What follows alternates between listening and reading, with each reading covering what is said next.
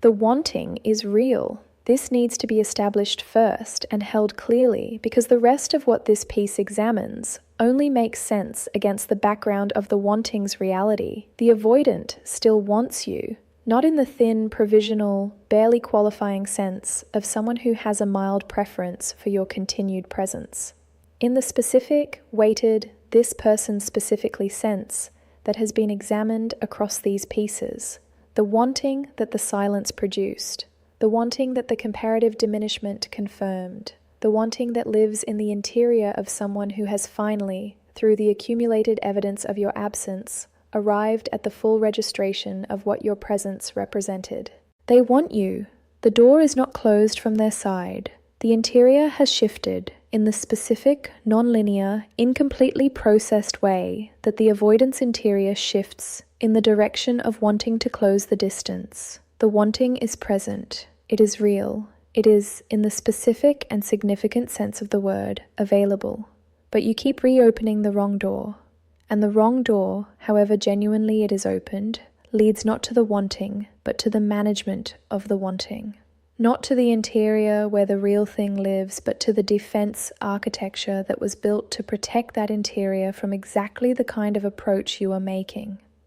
Not toward the avoidant, but away from them, in the specific, perverse, entirely predictable sense of an approach that activates the retreat precisely because of the quality of the approach, rather than despite it. The wrong door is not wrong because of what you want. The wanting on your side is legitimate. The desire to reconnect, to restore the warmth that existed in the better moments, to close the distance that the difficulty created, these are genuine, understandable, entirely human wants directed at a person who genuinely matters to you. The wanting is not the problem. The wrong door is wrong because of how the wanting is being carried into the approach. The first wrong door is the door of expressed need, the reaching out that carries the full, visible weight of how much you have been affected by the distance. The message or the conversation that arrives heavy with the accumulated cost of the silence, the honest, painfully honest communication of what the absence has done to your interior, what you are missing, what you are hoping the reconnection will restore. This communication is genuine, it is vulnerable, it represents exactly the kind of honesty that genuine intimacy requires, and that the relationship, in its better moments, seem to be reaching toward. It also activates the management protocol with a directness and a force that the protocol cannot ignore, because the expressed need, however legitimate, however genuinely felt, however honest an expression of what the distance has cost you, arrives at the avoidance monitoring system as intimacy pressure in its most concentrated form. The specific, direct communication of another person's emotional state as it relates to the avoidance behavior. The confirmation that the other person's interior is significantly affected by what the avoidant does or does not do. The implicit, not manipulative, simply honest communication that the avoidance engagement has consequences for another person's well-being. The monitoring system reads this as the most significant level of intimacy pressure available. The protocol activates at full capacity. The management deploys. The retreat, however regretted, however genuinely unwanted by the avoidant who also wants you, is the automatic, below-conscious, structural response of a system that has just received the input it was most specifically designed to manage against. The wrong door opened, the management closed it. The second wrong door is the door of implicit bargaining, the approach that carries underneath its surface warmth the specific quality of someone who is offering something in the hope of receiving something in return. Not a conscious transaction, not the deliberate deployment of availability as a bargaining chip, but the quality of someone whose reaching has a direction beyond the reaching itself, who is warm in a way that is organized around the warmth producing a particular response, who is available in a way that communicates availability as an offer rather than a state. The avoidance perceptiveness reads the direction. The monitoring system registers not just the warmth, but the orientation of the warmth, the way it is pointing toward a desired outcome rather than simply being present as an expression of genuine feeling. And the direction, however subtly it is carried, generates a specific reading in the avoidance system. The reading is, this person wants something from me. The wanting may be entirely reasonable. The wanting may be exactly what I also want to give them. But the wanting arrives as a demand in the structural sense, as something that my continued engagement will be measured against, that my response will be evaluated for, that the interaction is organized around producing from me.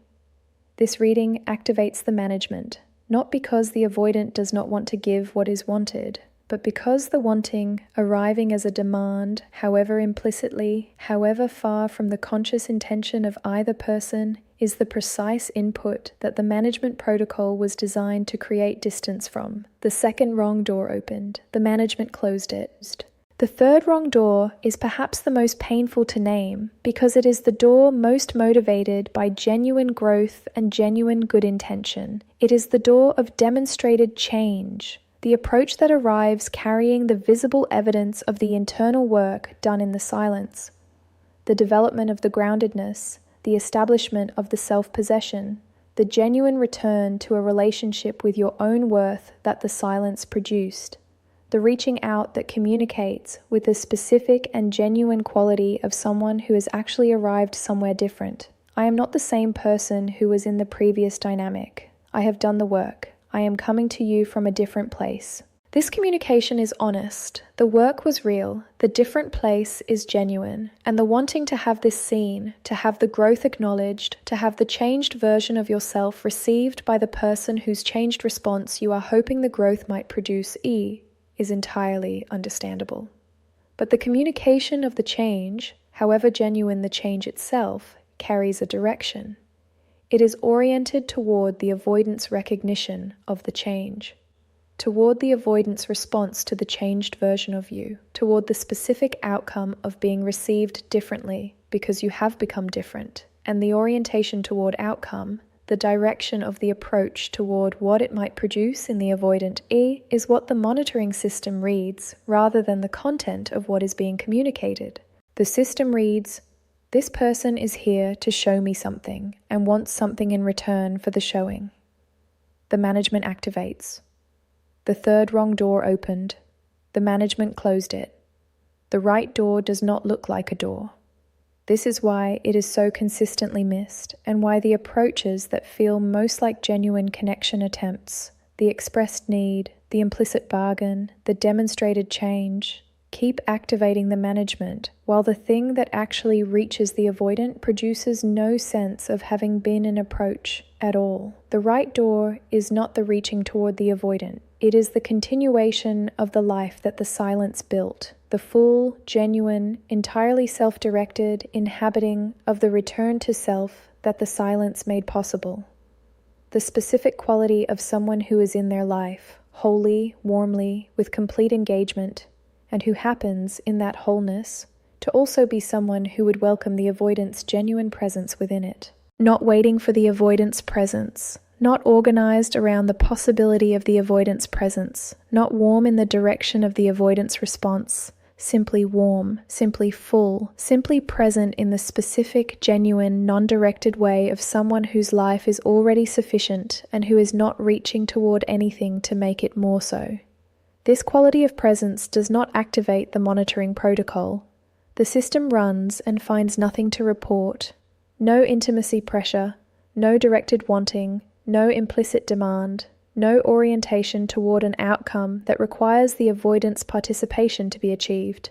Simply a person, warm, full, genuine, self-possessed, in their own life, available in the way that genuinely full people are available, not as a project requiring the avoidant's input, but as a presence that would receive the avoidant's genuine approach if it arrived.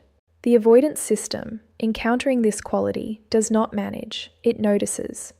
With the specific, unguarded, monitoring system disarmed quality of noticing that the absence of the protocol's activation makes possible.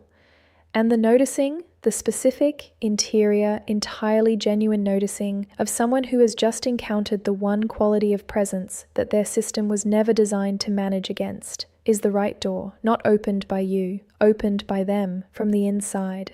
The distinction is everything, and it is the distinction that every piece of advice about how to approach an avoidant consistently obscures by framing the approach as something to be optimized. The right words, the right timing, the right level of warmth and distance and expressed interest, as though the management protocol could be navigated through the correct application of the right inputs. It cannot.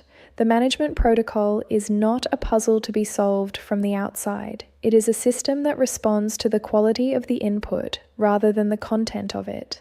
And the quality that does not activate it is not produced by the careful selection of content.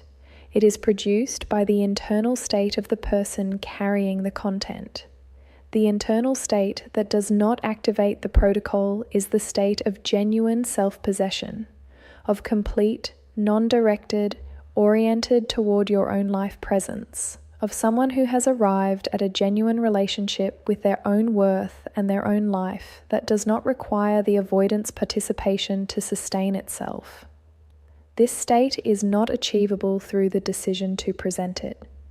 It is achievable only through the genuine internal arrival at it, through the real work of the silence, the real return to yourself, the real building of the life that the silence made room for. When you have genuinely arrived there, the approach becomes unnecessary. Because from that place, from the full, warm, self-possessed place of someone who is completely in their own life, you are not reaching through any door. You are simply present. And the avoidant, whose system was never designed to manage against genuine presence without direction, finds the door from their side and opens it. Not because you found the right way to approach, because you stopped approaching and became instead the thing worth approaching.